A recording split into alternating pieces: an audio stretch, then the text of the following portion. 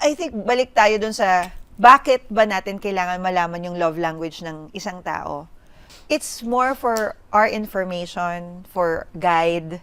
It's not an end-all be-all na, oh, di mo na love language yan. Di mo na ako binibigyan ng pagmamahal. Parang, I think we're using it for the wrong intentions kung ganon yung way natin ng pag-understand sa love language. Love language allows us to look at the things that are beyond what we see or beyond what we receive or how we interpret things.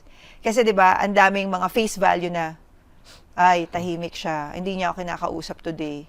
Iba iniisip niya. Oo, or wala na, hindi na niya ako binibigyan ng pagmamahal.